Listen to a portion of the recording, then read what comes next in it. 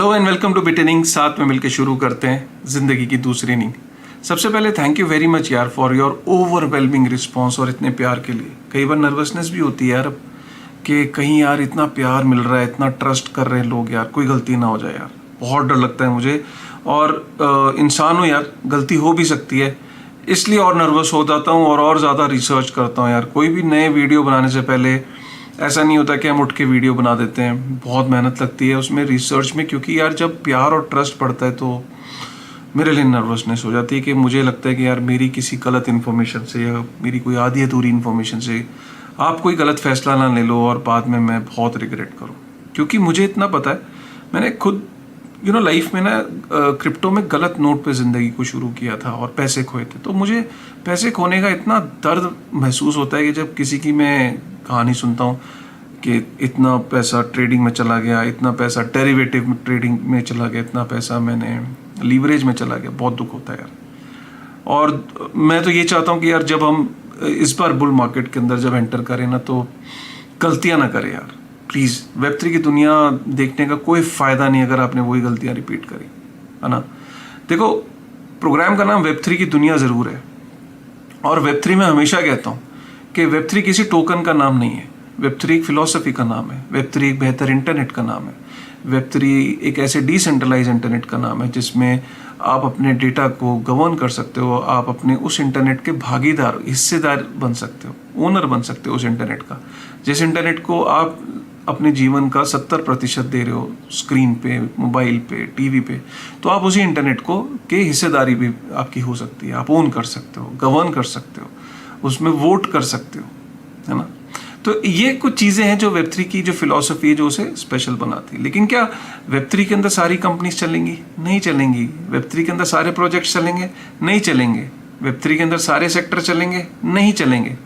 Web3 की दुनिया का प्रोग्राम का जो मतलब है, उस प्रोग्राम का मतलब ही यही है कि आपको ये बताना कि वेब3 के अंदर क्या डेवलपमेंट्स हैं, क्या नहीं चलेगा, और बिटकॉइन और क्रिप्टो में, ऑल्ट कॉइन्स में क्या फ़र्क है, वेब3 के अंदर आपको किस तरीके से आपको कदम बढ़ाने चाहिए। ये सारी चीज़ें जो वेब3 की दुनिया के प्रोग्राम का पर्पस ही है कि अल्टीमेटली हर वो शख्स जो इस प्रोग्राम को देख रहा है, लास्ट में वो गलतियां ना करे जो उसने पास्ट में करी है। अगर फिर से वो गलतियां करोगे तो कोई फ़ायदा नहीं है वेब3 की दुनिया को देखने का, और हमें भी दुख होगा।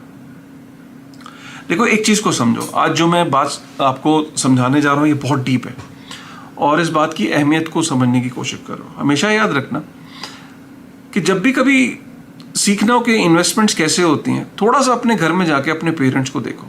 अगर आप अपने माँ बाप को देखेंगे, हमारे माँ बाप ने एक चीज़ बड़ी शानदार करी।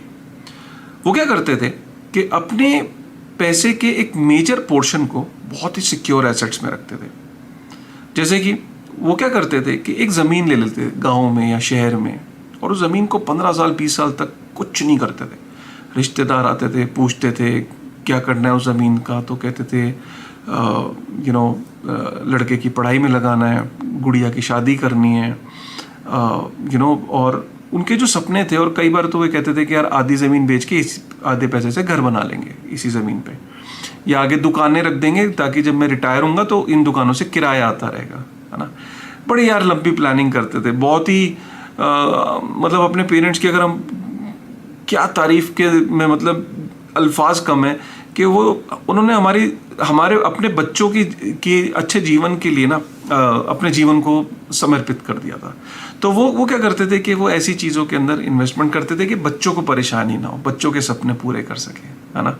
आपके पेरेंट्स ने भी किया, मेरे पेरेंट्स ने भी किया। तो वो क्या करते थे कि अपने जीवन की गाढ़ी कमाई जो थी वो हमेशा सिक्योर एसेट्स में रखते थे, जैसे कि प्रॉपर्टी में, गोल्ड के अंदर। और जब वो मौका आता था तो वो अपने इन चीज़ों से अपने सपनों को पूरा करते थे। अगर हम इन्हीं का जो स्ट्रैटेजी, अपने पेरेंट्स की स्ट्रैटेजी को थोड़ा सा अगर हम क्रिप्टो में लेके आए, तो सपोज करिए कि आपके पास अलग अलग तरीके के फाइनेंशियल एसेट्स हैं, फाइनेंशियल इंस्ट्रूमेंट्स हैं, जैसे कि आपके पास लैंड है, गोल्ड है, प्रॉपर्टी है, फ्लैट है, एफडी है। अब आप कहते हो कि नहीं, मेरे को अब थोड़ा सा ना, मेरे को क्रिप्टो में भी एक्सपोजर लेना है। सपोज करिए कि वो थोड़ा सा 100 रुपये होता है, तो जब आप 100 रुपये क्रिप्टो में लेके आ रहे हैं, वेब3 की दुनिया ने आपको एटलीस्ट इतना क्लियर कर दिया है कि बिटकॉइन क्या है और बाकी प्रोजेक्ट्स क्या है। अब आपको ये पता है कि अच्छा, अगर मुझे वही स्ट्रैटेजी जो मेरे पेरेंट्स की स्ट्रैटेजी है, अगर मुझे वो क्रिप्टो में रिपीट करनी हो, तो मुझे मेरे पैसे का सब्सटैंशियल जो शेयर है वो किस में लगाना है, आज आपको पता है। और मुझे रिस्क कहाँ लेना है वो भी आपको पता है, और मुझे कितना रिस्क लेना है ये भी आपको पता है। हमने कभी आपको फाइनेंशियल एडवाइस नहीं दी, ना हमने कभी आपको कोई टोकन शिल किया, ना हमने कभी आपको ये बोला इसमें करो, ऐसे करो, वो करो। हमने आपको टेक्नोलॉजी समझा रहे हैं, कौन सी टेक्नोलॉजी लंबी अवधि के लिए रहेगी, कौन सी टेक्नोलॉजी एक्सपेरिमेंट्स है। जब आपको ये पता लग जाता है, फंडामेंटल पता लग जाता है कि अच्छा, जो टेक्नोलॉजी है फंडामेंटली जो अगले 10-15 साल, 20 साल, 50 साल तक रहने वाली है, और क्यों रहने वाली है, क्या उसकी वजहें हैं, वो आपको सब समझ में आ गई। अब आपको वेब3 की चीज़ें समझ में आ गई, तो अब आपको ये पता लग जाता है कि ओके, वेब3 के अंदर काफ़ी सारी चीज़ें एक्सपेरिमेंट्स हैं, हमें उतनी ही सतर्कता के साथ चलना है। हमें यहाँ पे अपनी पूरी वेल्थ को नहीं लगा देना है कि वेब3 के अंदर पूरी की पूरी जो एक्सपेरिमेंट्स हैं उनके अंदर पूरा का पूरा पैसा डाल दिया है। अब हमें ऐसा नहीं करना है। अगर हमें अपनी वेल्थ को लंबी अवधि के लिए रखना है, जैसे हमारे पेरेंट्स ने रखा, तो अब आपको पता है कि वो लंबी अवधि के लिए मुझे कहाँ पे रखना है। ठीक है यार, ये समझना बहुत ज़रूरी है। पहले क्या होता था, जब ऐसा प्रोग्राम नहीं थे या आपको ऐसी नॉलेज नहीं थी, तो आप इधर उधर कुछ अपने दोस्तों से बात करते थे, रिश्तेदारों से बात करते थे, कोई यूट्यूब देखते थे, कोई मीडिया देखते थे, और वहाँ से आपको जो वो कहते थे आप उसी बेसिस पे फिर आप उन टोकन्स को ये सोचते थे, ये वाला जो टोकन है ये अगला बिटकॉइन है, ये वाला टोकन अगला बिटकॉइन बनेगा, ये वाला टोकन अगला इथेरियम बनेगा। आज हम ये कॉन्फिडेंटली कह सकते हैं कि हमारी जो कम्युनिटी है उसको एटलीस्ट ये इंफॉर्मेशन मिल गई है कि यार अच्छा, इसके अंदर हमें ये गलतियां नहीं करनी, हमें ऐसे ऐसे चलना है, क्योंकि अब आपको टेक्नोलॉजीज का पता लग गया है, फंडामेंटल्स का पता लग गया है। देखिए, वेब3 एक फिलॉसफी का नाम है, ठीक है, और वेब3 के अंदर हर कंपनी एक अलग अलग चीज़ क्लेम करना चाह रही है कि मैं ये सॉल्व कर रही हूँ, कोई कह रहा है मैं ये सॉल्व कर रहा हूँ। काफ़ी सारी कंपनीज इसमें सरवाइव करेंगी और काफ़ी सारी सरवाइव नहीं करेंगी, और जो सरवाइव नहीं करेंगी उसका शेयर जो है वो बहुत ज़्यादा है।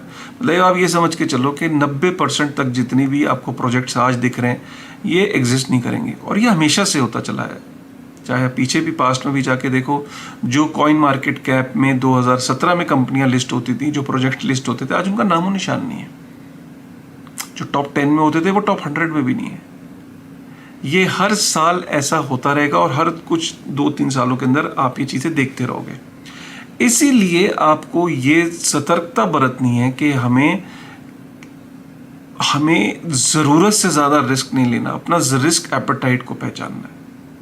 मैंने अभी कुछ दिन पहले ट्विटर पे एक ट्वीट किया, मैंने बताया कि बिटकॉइन रिस्की है अगर आप 60 साल से ऊपर हो, क्योंकि 60 साल से ऊपर का मतलब ये कि अगर आपका पैसा 50% भी करेक्शन आ गई तो आपके लिए वो बहुत परेशानी की बात है, क्योंकि आप ऑलरेडी 60s में हो। 50s वाले के लिए भी रिस्क है, हाई रिस्क है। 40s वाले के लिए मॉडरेट रिस्क है। तो जितना आप यंग एज में हो उतना आपका रिस्क कम हो जाता है, लेकिन जितना आप हायर साइड में हो एज के, आपका उतना रिस्क बढ़ जाता है, क्योंकि क्रिप्टो हाईली वॉलेटाइल है। तो मेरा यहाँ पे ये मानना है कि आपको जब भी, अब नेक्स्ट टाइम जब भी बुल मार्केट आएगी, जब भी मार्केट रिकवरी में आएगी, इस बार हमें वो गलतियां नहीं करनी है जो हमने पास्ट में गलतियां करी हैं। मैं आपको रादर ये सजेस्ट करूंगा कि आप की सबसे अच्छी स्ट्रैटेजी पता है क्या है? क्रिप्टो के अंदर, क्रिप्टो के अंदर ही कोई करियर बनाइए, ढूंढिए कुछ, अपने टैलेंट को पहचानिए। आप जो रियल लाइफ में अभी कहीं जॉब कर रहे हैं, आप ये देखिए कि यार मैं जो यहाँ अपनी ज़िंदगी में चाहे नौकरी कर रहा हूँ, क्या इस टाइप की नौकरी क्रिप्टो में कर सकता हूँ? क्या कोई रोल है मेरे लिए? और मान लिया कि रोल नहीं है कोई और क्रिप्टो में आपकी नौकरी नहीं लग पा रही, जो भी ज़िंदगी में कर रहे हैं उसे छोड़िएगा मत, अच्छे से करिए, ज़्यादा पैसे कमाइए, ज़्यादा इंसेंटिव कमाइए। अगर आप दुकानदारी कर रहे हैं तो अच्छे से करिए दुकानदारी, लेकिन उसमें से जो पैसा आप कमा रहे हैं उसको अपने अलग अलग एसेट्स में इन्वेस्ट करिए। चाहे आप प्रॉपर्टी में कर रहे हैं ओके, गोल्ड में कर रहे हैं ओके, शेयर्स में कर रहे हैं ओके, एटलीस्ट इन्वेस्ट करिए। क्योंकि अगर आप इन्वेस्ट नहीं करेंगे और जिस तरीके से महंगाई की दर बढ़ रही है, आपका काम है कि आपको इन्फ्लेशन को हराना है। और इन्फ्लेशन से भी ज़्यादा जो मनी सप्लाई है, वो हर साल हमने देखा कि पूरी दुनिया में एक मनी सप्लाई का जो दर है वो काफ़ी तेज़ी से मनी सप्लाई बढ़ रही है। आपको उस मनी सप्लाई की जो दर है उसको बीट करना है, आपको इन्फ्लेशन को बीट करना है।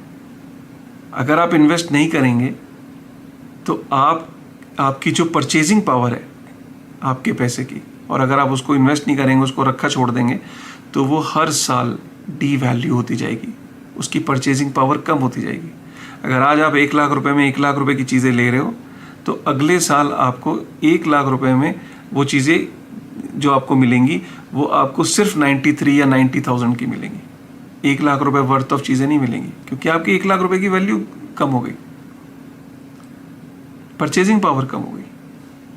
तो आपको हर साल इन्वेस्ट करना पड़ेगा। इन्वेस्टमेंट ज़रूरी है, लेकिन जब आप क्रिप्टो के अंदर वही पैसा लेके आते हो तो आपको यहाँ पे इंफॉर्मेशन ही नहीं होती।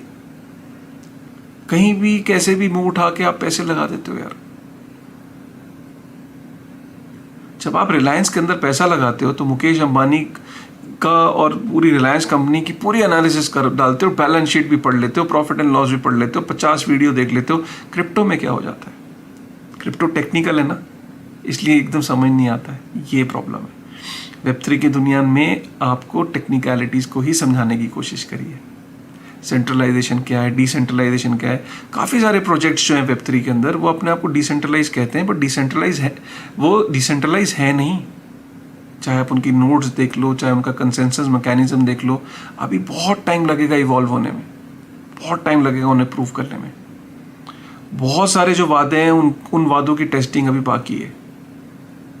मैं ये नहीं कह रहा हूँ कि कुछ के प्रोजेक्ट्स बेकार हैं या प्रोजेक्ट्स ख़राब हैं, लेकिन वो वैसे ही हैं जैसे एक स्टॉक मार्केट के ऊपर शेयर्स होते हैं।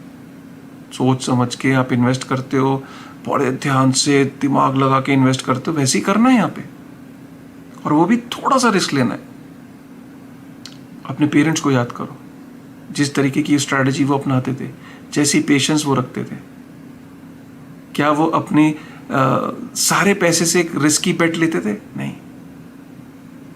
नहीं करते थे ऐसा। उम्मीद करता हूँ आप भी नहीं करेंगे। उम्मीद करता हूँ कि मेरा ये जो वीडियो है, जो कि मुझे लगता है शायद मैंने अभी ऐसे ही बना दिया, बस आपसे बात करने का मन कर रहा था एक रैंडमली। पता नहीं आपको लगा कैसा होगा कि अचानक आशिफ भाई ने एक ऐसी बात कर दी। आपका भला चाहता हूँ, ट्रस्ट मी। मुझे लगता है कि अगर 2 लोगों को भी मेरी बात समझ में आ गई और उन्होंने अपनी गलतियां रिपीट नहीं करी पास्ट में, तो सफल है मेरी ज़िंदगी। क्योंकि आप पूरी दुनिया को चेंज नहीं कर सकते, ना पूरी दुनिया को समझा सकते हो, ना पूरी दुनिया आपके हिसाब से चलने वाली है, और ऐसा करना भी नहीं चाहिए आपको। लेकिन यार, कम लोगों का नुकसान हो इस इंडस्ट्री में।